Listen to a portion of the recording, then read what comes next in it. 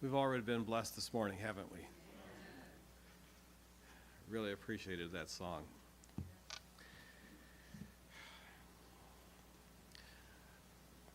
You know, whenever I get up here, it always seems like it would be nice if I could find a topic to talk about that didn't affect me. But it seems like every time as I work on these sermons, I get more and more convicted that there's something in my life that needs to be changed. And I think I've got enough things that I could preach a sermon every day, and I'd still have plenty of subject matter. But I hope that as you listen to some of these thoughts, it will help you, because it's really helped me to do a little bit of thinking about my life and the holiday season coming up and just Christianity in general. Before we start, let's bow our heads for prayer. Our Father in heaven, we ask that you'll be with us and during this time. Guide that I'll be able to communicate the message that you have, that people will hear what's important for them. In Jesus' name, amen.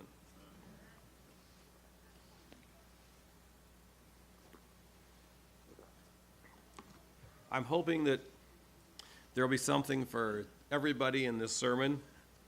So if the part doesn't seem very appropriate for you, maybe something else will. Let's turn to Luke 14 to start off.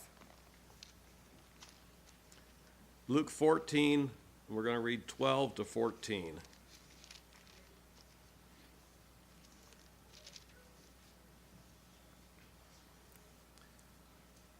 Then said he also to him that bade him, When thou makest a feast, a dinner or a supper, call not thy friends, nor thy brethren, neither thy kinsmen, nor thy rich neighbors, lest they bid thee again, and a recompense be made thee. But when thou makest a feast, call the poor, the maimed, the lame, the blind, and thou shalt be blessed, for they cannot recompense thee. For thou shalt be recompensed at the resurrection of the just. You know, this is a time where we have a lot of getting together for dinners, for feasts. We just went through Thanksgiving. Was anybody hungry on Thanksgiving Day? No, I'm sure they weren't. But there were people that were. And what have we done to help those out? That's the thing I think is important. You know, as Christmas comes up, I know we're getting some gift cards, and I think it's important that, you know, we look around and see some people that need something for Christmas, and that we get some of those gift cards to provide them with some food and to help them to be able to enjoy the holidays as well. You know, certainly when Jesus talked about this, he talked about inviting people into your homes, and that would always be the best situation. And I don't know if any of you have ever even given that some thought, but that might be something that would be appropriate. Let's look at Matthew 25, now 31 to 46. Matthew 25, 31 to 46. Now, this is part of Jesus' last public sermon before he was crucified. And I think that when Jesus was getting ready to give his final sermon, he was sure that he wanted to put some of the most important parts in there. So this is something that I think we can get some real benefit from reading. So Matthew 25, 31 to 46.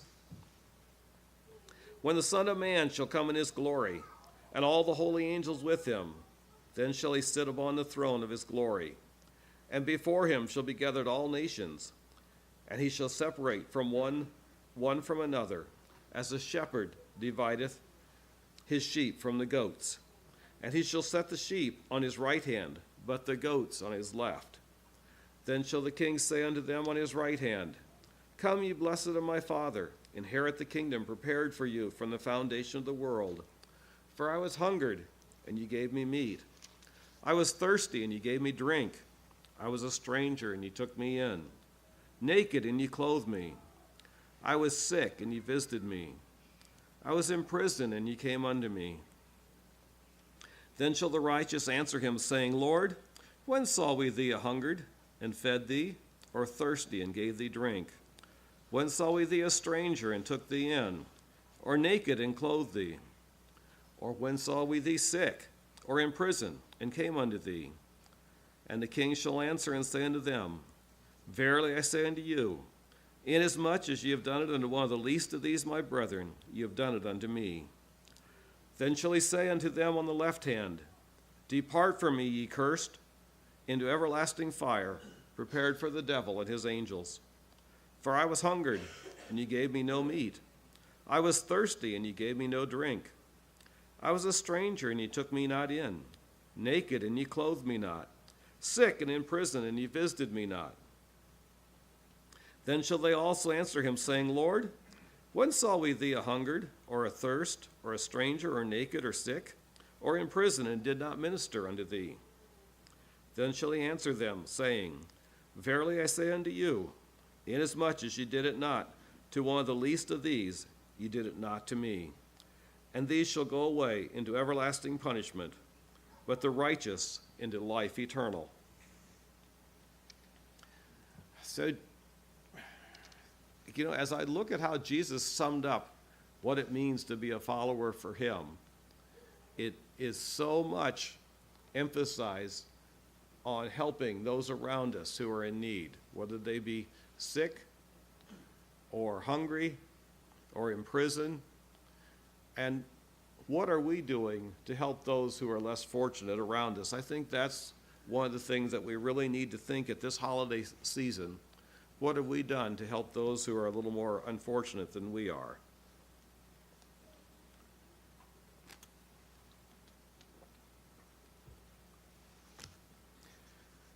Matthew 5, 43 to 48. From Jesus' Sermon on the Mount. Matthew 5, 43 to 48. Ye have heard that it hath been said, Thou shalt love thy neighbor, and hate thine enemy. But I say unto you, love your enemies, bless them that curse you, do good to them that hate you, and pray for them which despitefully use you and persecute you, that ye may be the children of your Father which is in heaven. For he maketh his sun to rise on the evil, and on the good, and sendeth rain on the just and on the unjust. For if you love them which love you, what reward have ye? Do not even the publicans the same? And if ye salute your brethren only, what do ye more than others? Do not even the publicans so? Be ye therefore perfect, even as your Father which is in heaven is perfect. If you go to Luke 6, I want to read it. It's kind of again, but there's a little different slant there. Luke 6, 27 to 38.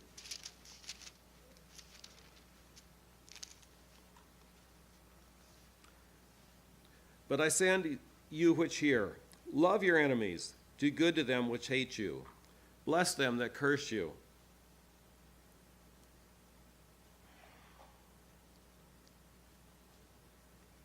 Be good. Oh, I'm sorry, I lost the place. And pray for them which despitefully use you. Unto him that smiteth thee on the one cheek, offer also the other. And him that taketh away thy cloak, forbid not to take thy coat also. Give to every man that asketh of thee, and of him that taketh away thy goods, ask them not again. As ye would that men should do to you, do ye also to them likewise. For if we love them which love you, what thank have ye? For sinners also love those that love them. If ye do good to them which do good to you, what thank have ye? For sinners also do the same. If ye lend to them of whom ye have hoped to receive, what thank have ye? For sinners also lend to sinners, to receive as much again. But love ye your enemies, do good and lend, hoping for nothing again. And your reward shall be great, and ye shall be the children of the highest. For he is the king unto the unthankful He is kind unto the unthankful and to the evil. Be therefore merciful, as your Father also is merciful. Judge not, and ye shall not be judged. Condemn not, and ye shall not be condemned. Forgive, and ye shall be forgiven. Give, and it shall be given unto you, good measure, pressed down and shaken together, running over, shall men give unto your bosom. For with the same measure that ye mete withal, it shall be measured to you again. Now, as I was looking at this concept of loving your enemies, in English, we have one word that's love. It means a whole lot of things, and it's sometimes hard to get the exact feeling that comes from the verse. This is not a word that talks about the love that you would have for your spouse or for your children. This is talking more about a love where you show respect and kindness, where you treat someone as an equal and give them due consideration. God's not asking us to have the same love for them that we have for our family necessarily, but to be able to make them feel comfortable and feel welcome.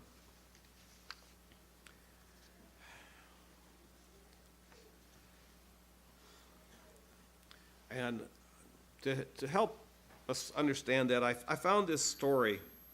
This is a story from England, and I think that it's a little bit different than our culture, but those of you who have been away to boarding academies may kind of relate to it a little bit. It's a story of a boy who was in a boarding school in England. Mr. and Mrs. Park were the headmaster and the headmistress, and they had run this school with an iron hand for many years. And the students all knew that when Mr. Park spoke, he meant business. It was in the evening, kids had all gone to bed. It was right near the end of the winter term, and Christmas was coming on. There was a boy in the school, and his name was Higgins. And Frank and Nicole just loved to torment him.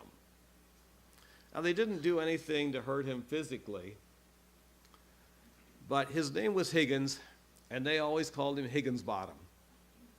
And it just made him so angry. And they would keep teasing him, and he'd get more and more angry. His face would get red. And then finally, when he got really, really angry, he just put his head down and he just charged at them without hardly looking. And they'd just step aside and laugh at him. And they'd be laughing and he'd be crying. And they just thought it was the greatest thing. But this particular night, Frank and Nicole were in their room. And Mr. Park came up 10 o'clock at night, woke them up, said, "Come with me." Now, Mr. Park was known occasionally to wake people up in the middle of the night and take them out to the pond to go swimming or to do something else that was a real treat. But not in the middle of the winter. You don't go swimming in the pond in the middle of the winter. And the tone of his voice let Frank and Nicole know that there was nothing that was going to be fun about this endeavor. And so they walked down the stairs in their pajamas, bare feet. They got to the headmaster's office. He called them in and he said, "I heard that you have been making life miserable for Higgins. Is that true?" "Yes, it is." "Well, I want you to know that Higgins didn't squeal on you. I found out through my sources, and you know I have good sources." "Yes, we know, Mr. Park." "So I want you to just go out and stand in the hallway while I think of what would be appropriate punishment for you." So they went out there and they stood in the hallway on that tile floor. Their bare feet was kind of cool, and they waited, and they heard the clock strike 10:30. And they waited, and they got cold, kind of shivered a bit, and they heard the clock strike 11. And they said, man, when is anything going to happen? The clock struck 11:30, and they're still standing there. 12. Will this never end? Are we going to be here all night? 12:30. 1 o'clock. Mr. Park said, boys, come in. I think I've come up with a solution. So they came in, and he said, how'd you like it out there? Did you enjoy waiting? Well, no. What do you think should be your punishment? Well, Nicole looked over there on the safe, and there was the big gym shoe. And that was the shoe of death. He said, I suppose we should have a session with the gym shoe. Mr. Park said, you know, I thought about that very seriously, but I decided that that was not appropriate at this time. He said, maybe just standing out there in the hall was pretty good punishment. He says, I want you to think about that. What did you think about while you were standing there? He said, well, what was going to happen to us bad? And he said, I want you to think about Higgins. Every morning he gets up, and that's exactly what he thinks about. What's going to happen bad to me today? And he said, you come up to school and you're happy and cheerful, but Higgins is always worried that today's going to be another day when he's going to be pestered. Now he said, would you, as big boys, want to be known as kids that were picked as ones that were picking on the little kids? Well, no, that wouldn't be good. Well, you have found someone's weakness and you're picking on it. Now he said, I will make an agreement with you. And he said, if you never tell what happened, and you make a decided effort to see that Higgins is never left out on anything, that he's not by himself and that he's not being teased, we'll let that shoe stay on the rack. Do I have your word as a gentleman? And they both gave him their word. And from that day on, Higgins' life turned around, and he was much happier. And as time progressed, they began to realize that he was a nice guy, and they were thankful that they had been kind to him.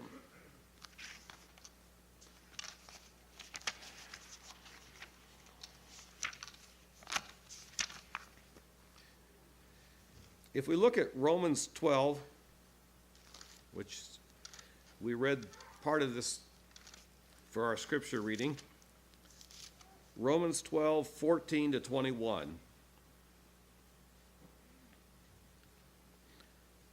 Bless them which persecute you. Bless and curse not. Rejoice with them that do rejoice, and weep with them that weep. Be of the same mind one toward another. Mind not high things, but condescend to men of low estate. Be not wise in your own conceits. Recompense to no man evil for evil. Provide things honest in the sight of all men. If it be possible, as much as lieth in you, live peaceably with all men. Dearly beloved, avenge not yourselves, but rather give place unto wrath. For it is written, Vengeance is mine, I'll repay, saith the Lord. Therefore, if thine enemy hunger, feed him. If he thirst, give him drink, for in so doing thou shalt heap coals of fire on his head. Be not overcome of evil, but overcome evil with good. And if you look at Proverbs 25, 21, and 22,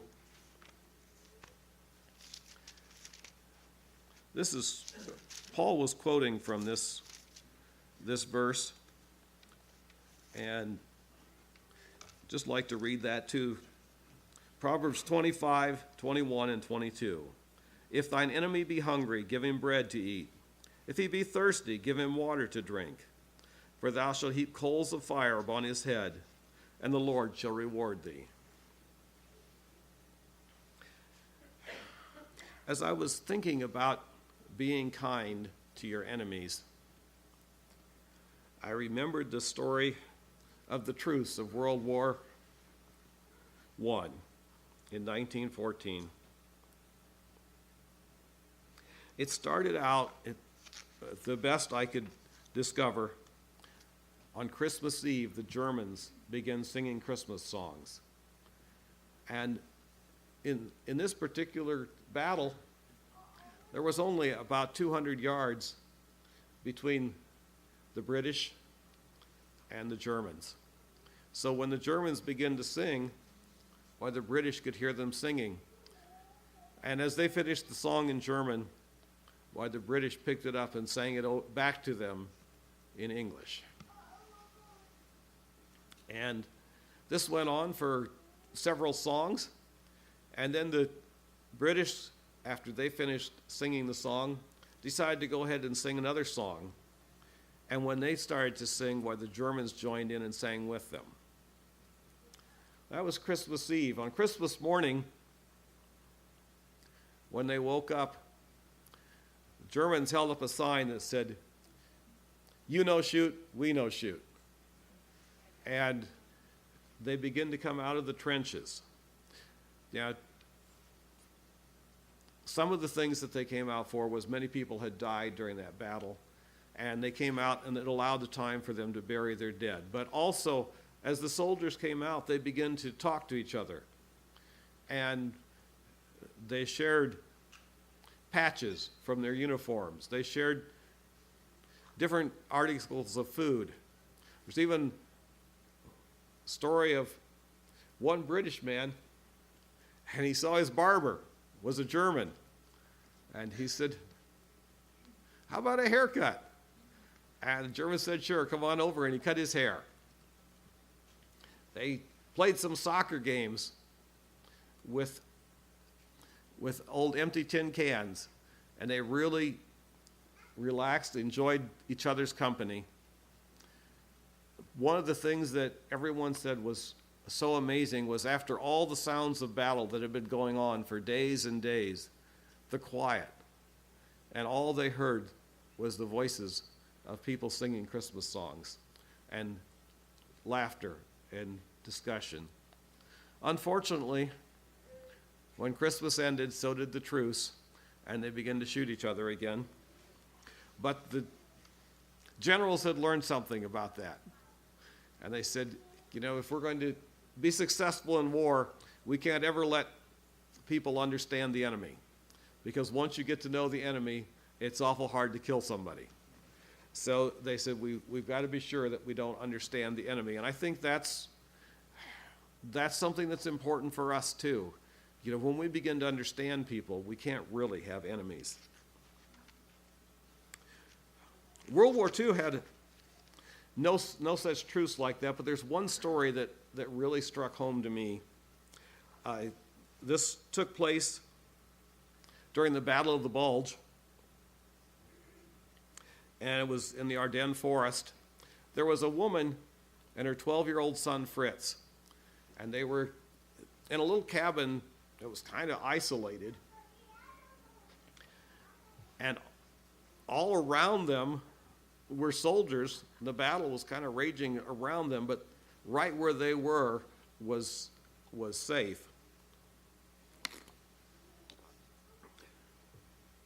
They had been expecting their husband and father to make it there, but he, for some reason, had not been able to make it.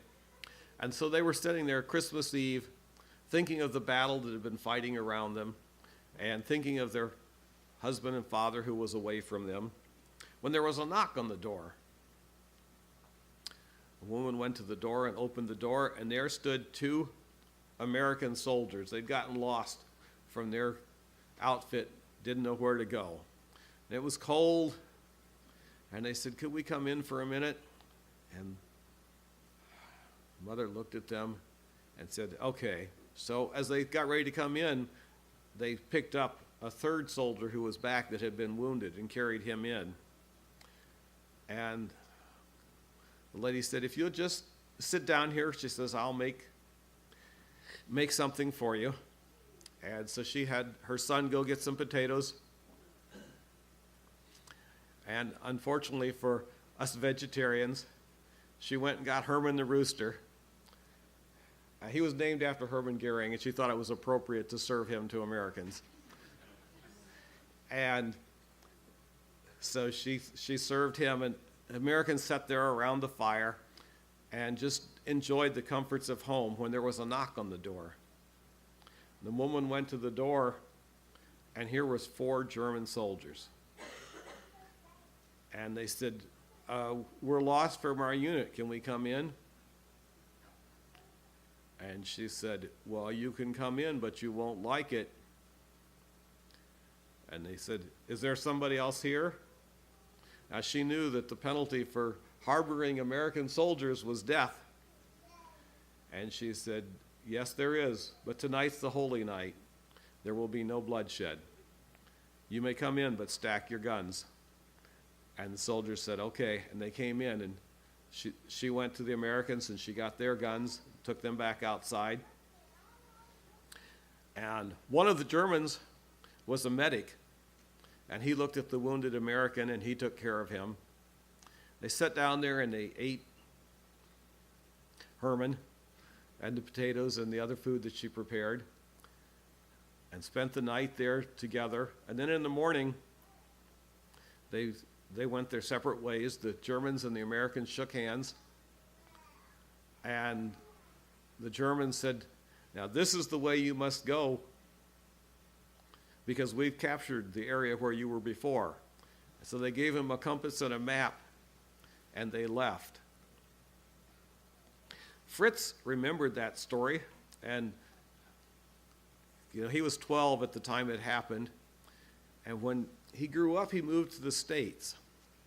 And he said, I wonder if I can ever find those Americans. He said, my mother may have just made that story up to make me feel good. I don't know. And so he tried everything he could think of, but he couldn't find out any information about it. But somehow President Reagan heard about it. And when he was over in Germany, he mentioned it. Well, nobody in Germany seemed to remember the story either, but it got the attention of the American news media, and they began to do some investigation, and they found an old man in a nursing home who had been telling the same story, and everybody thought he was just senile. And so they notified Fritz, and he flew to the nursing home, and he got a chance to meet with the man and verify that the story was true and it did in fact happen. And he felt the real joy of knowing that they had been able to share lives together. Now, the last story I want to use to illustrate this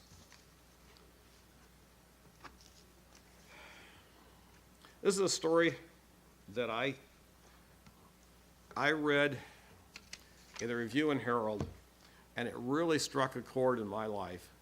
I've always remembered it, and it's been funny. I've wanted to use it as a sermon illustration for so many years, and I'm not a good person with files. And I had this article in my sermon file, and I'd go look for it to be there. I'd get ready to say, now this would be a good time to use that story. I'd go and it wouldn't be there. And I'd go back, later, and it would be there. I never could understand what happened. So I said, I want to use this story today because it really has made an impression on me. I went down there to the files, and it wasn't there again, of course. But I said, aha, I think on the internet I can now get the old reviews.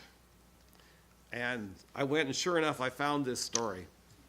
Now, for those of you who are old enough, this was from December 22, 1977. And so if you remember the story, I hope you enjoy it again. And quite a few of you weren't around then, so you probably haven't heard the story. And it's called The Gift.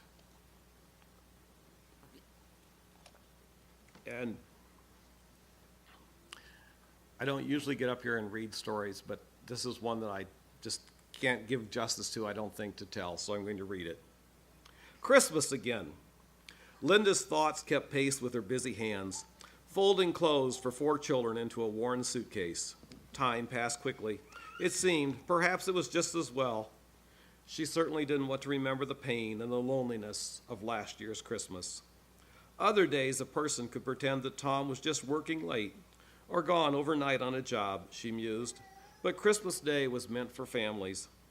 The divorce became final just before Christmas a year ago and ended any hope of reconciliation. Tom had married his paramour, Janet, almost immediately. Linda still shrank from recalling those dark days. The door burst open and 4 lively children recalled her to the present. "Mama, Mama," shouted Timmy, her energetic 7-year-old. "When is Daddy coming for us?" "Keep your voice down in the house," reminded Linda as she brushed off snow and retrieved caps and mittens from corners and under chairs. "He said he'd be here at 3 o'clock. And for all of you to be ready." "Oh, goody, goody," squealed Jason with all the glee a 3-year-old could muster. Chubby Darrell wasn't sure what it was all about, but ran around laughing until he tripped over a wayward boot. His mother picked him up quickly and brushed away his tears, hugging him to her. She could not help thinking of that Christmas 2 years ago when Darrell was born. She had had to face his birth alone except for the 3 other children. Tom had already left her, and persistent rumors said he was living with Janet. Darrell wiggled to get down, and she let him go, glad for his sturdy health and infectious grin. The next few minutes raced by as the children helped pack their clothes for a week with their father. "Why so quiet, Kathy?" Linda paused in the hubbub to question her auburn-haired daughter. Kathy raised big brown eyes to her mother. "Will we get to go to Sabbath school and church while we're with Daddy and Janet?" Linda caught her breath, wondering whether Kathy had been old enough at the time to remember the anger, the bickering, and the bitterness she and Tom had gone through over the matter of church. "I don't know, honey." She chose her words carefully. "Ask Daddy whether he'll take you, but don't be upset if he doesn't. He may not want to go."